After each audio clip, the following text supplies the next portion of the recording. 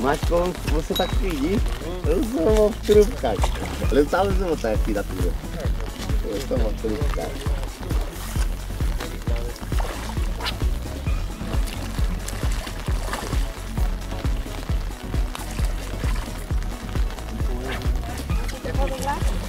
Não tá aqui pouco de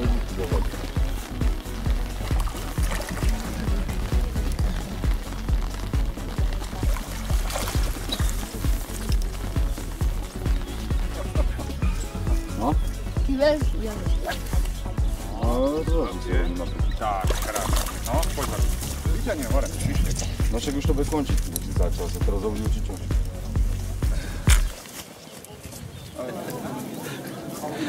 Ako sa vám darilo? Dobre, spokojný. Áno? Áno, čau. Rybárovi, ako sa darilo? Dobrý deň. My sme nechytali. My sme iba doprovod. Iba dozor, hej? My sme prišli držať My sme prsty a... pedagogický dozor. Tak to sa nechytala. Ale no ísť si proste. Ako sa chytalo? Ale nechytal som. Nie. Nie. Až keď budú kapry. Na červíky. Jasné. Na tie cmúlané, hej? Požuté. Ale máte výbornú stránku. Klobok dole. Díky. Na úrovni.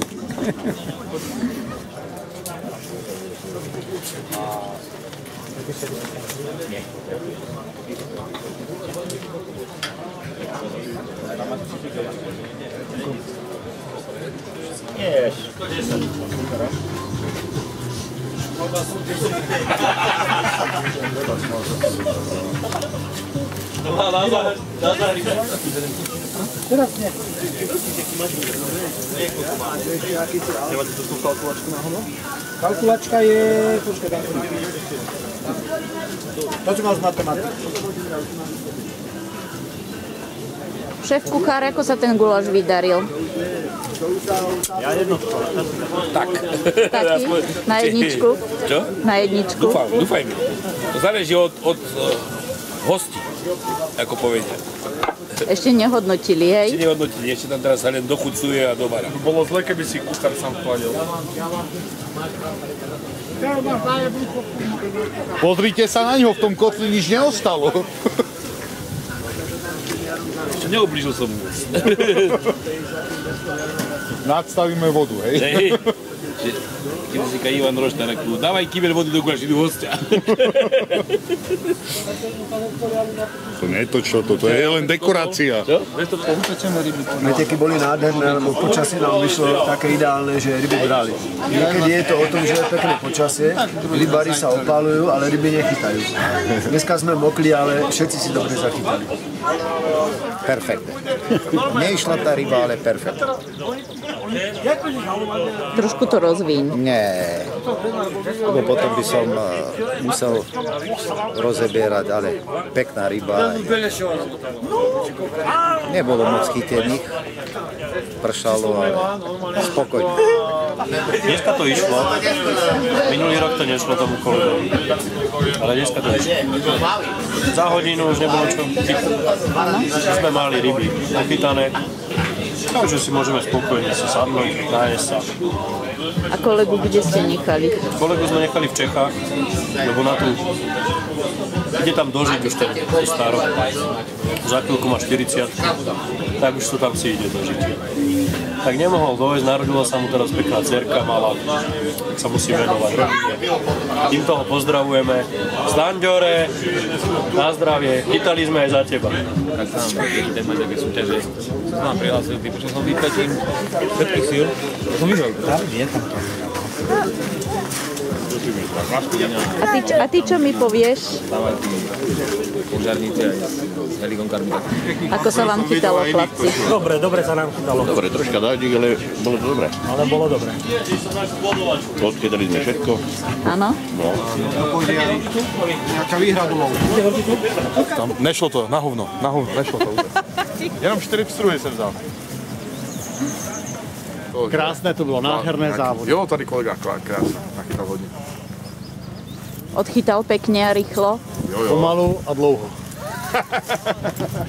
Jako v životě. Išlo to celkom dobré. Až 2 hodinky bola taká pauza, ináč to šlo. Odchytal som. Toto je najväčší šampión, najväčšieho kalibru, no dajte ho toho celého. To bolo minulý rok. Bohužiaľ, ten rok sa nedarilo. To by bola paráda. To by som bral. Druhý na kapových pretekoch. Bola fotografia ako na tom internete. A teraz tí kolegy mi hovoria, že ste tam šťastný, spokojný. Bodaj by nie, keď som bol druhý. Teraz stačí, že som si zachytal. Bylo to prima. Sme sa zúčastnili. Ale vám sa tam pekne darilo. No, nám sa je určite jasné, no. Sme vyšumeli jak šodové víno. A robia tam betónové veľké molo. Sypú a hovorili, vieš, majú na to projekty. Ľubo, čaj. Pani, vítajte u nás. Nazdar. Ahoj, som ťa včera hľadal, som nebol. Máš ešte jedno. Nie, ale bol tam nejaký kolega, alebo by sme nemohli. Tomuto škárednému hospodárovi daj. Čo to opiera zase? Tak, milí prítomní, dovoľte mi, aby som pristúpil k tej časti, na ktorú všetci čakáme, a to je vyhodnotenie.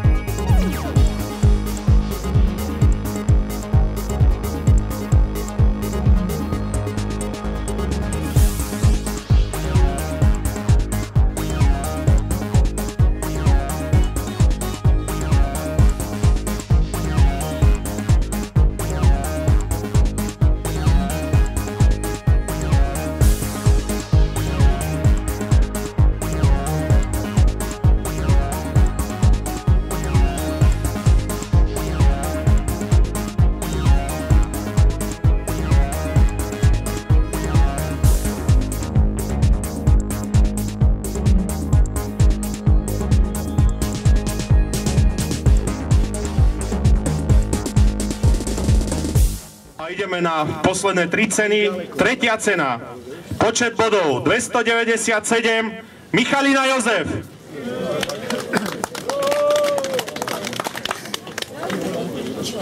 Gratulujeme.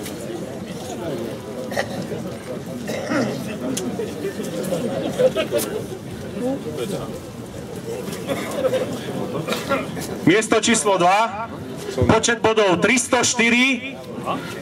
Mieslaník Roman. Ale nie.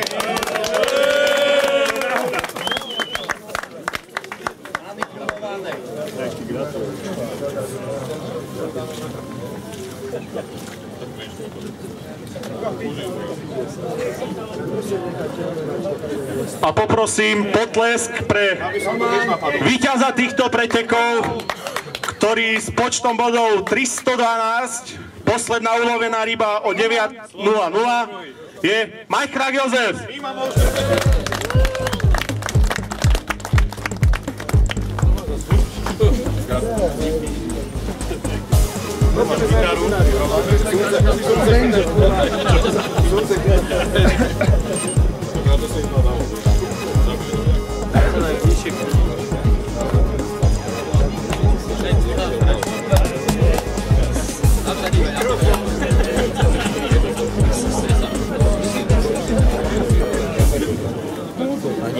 Mali práve takú zmes počet bodov. No ja som mal aj jednu takú C40 alebo česi, ale ako extrémne veľké zmeny.